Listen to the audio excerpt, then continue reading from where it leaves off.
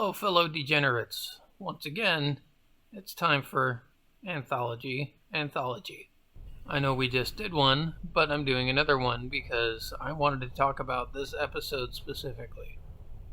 This one is one of my favorite episodes of Tales from the Dark Side.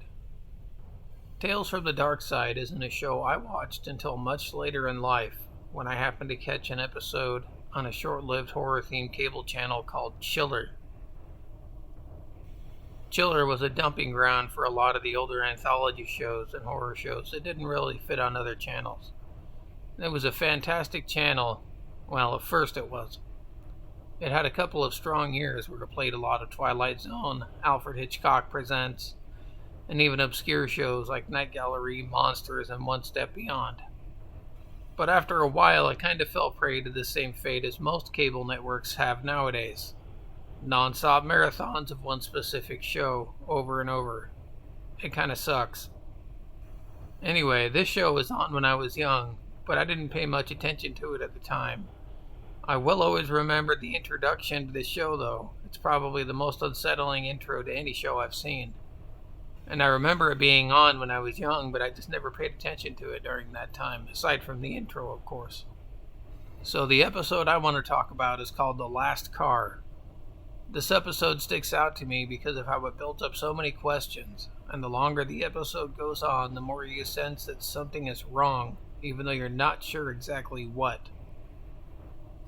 It tells the story of a girl who was on her way home to visit her family for Thanksgiving, probably from college. And the majority of the episode takes place in this one train car. There's only 5 characters in the episode. Stacy, the protagonist, Mrs. Crane, who spends most of the episode knitting and trying to comfort Stacy, the hyperactive kid who runs around irritating all the other passengers, and the old man who packs his box around and always seems to have whatever food someone is looking for in the box. The conductor is also here, but he doesn't do much besides for punch a ticket and eat a sandwich. This episode sets up a lot of questions that don't seem to ever get answered, and it has a lot of odd, surreal things going on that don't seem to make a lot of sense at surface level.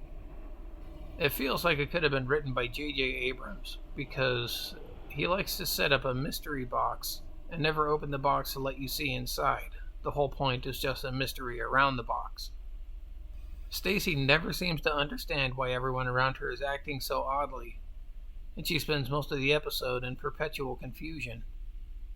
The old man just shows up randomly to offer food whenever someone's hungry, and he always seems to just have whatever food the people are looking for, no matter what it is. It always just appears in his box.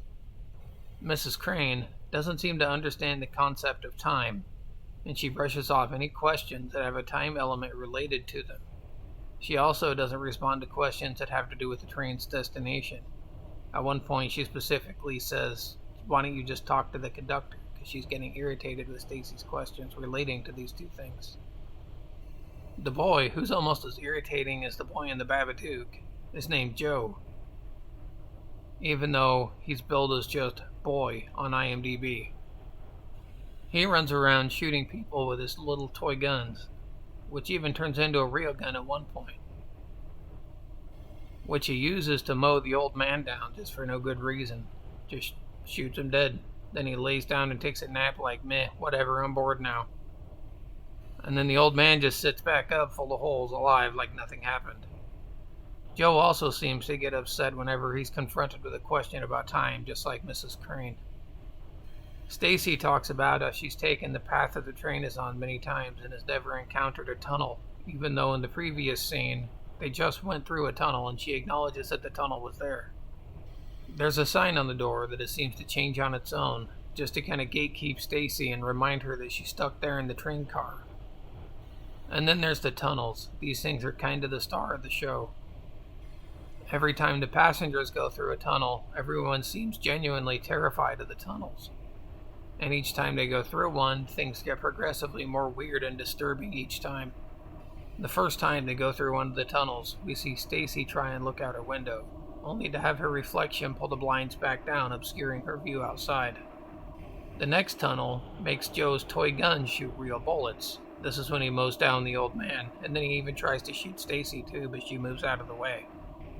The next tunnel turns other passengers into corpses and skeletons. And the very last one shows Stacy as a corpse herself. The ending sequence to the episode is pretty unsettling, showing all the people you've gotten to know just as rotting corpses sitting in their chairs. It's accompanied by this pretty intense synth music that really crawls under your skin and never really answers the question of what's going on. And honestly, I think that's one of the charms. It's a situation kind of like Eraserhead, where even though you don't really know what's going on, you still have to sit back and just kind of enjoy the ride. Taken on its own, it's a surreal Lynchian piece of existential horror that asks questions about time, death, and life, and leaves you feeling uncomfortable long after you've turned it off. Why is it that only Stacy seems to understand the concept of time?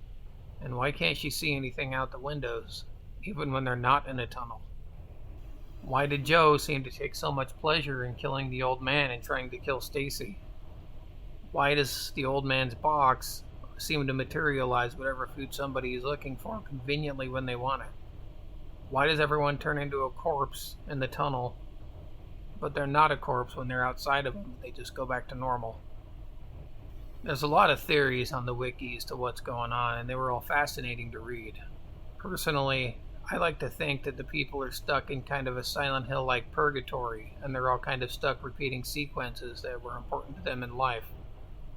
Stacy's trying to go home, and so she keeps perpetually riding the train. Joe is lost without his parents, and he may even be responsible for the deaths of the others given how much he talks about death and how much he tries to shoot people. Stacy's reflection pulling the curtain down could indicate that she's actively rejecting reality outside of the train and is slowly choosing to accept the fate of being stuck in the train. Maybe that's why she tries to obscure the outside from herself. And maybe her acceptance of being stuck on the train is why she also appears to be a corpse in the end. Surreal and psychological focused horror is my favorite genre in horror, probably because it keeps you thinking about it long after you shut it off. And this episode specifically, even though it's low budget and the special effects look like you're walking through a Spirit Halloween store, the last car manages to have an engaging narrative that makes you question the nature of everyone on the train, and it leaves you questioning everything on the train and even the train itself. And it's kind of a slow descent into madness where everything gets more corrupted and more disturbing as the episode goes on. It's amazing. Find it whenever you can.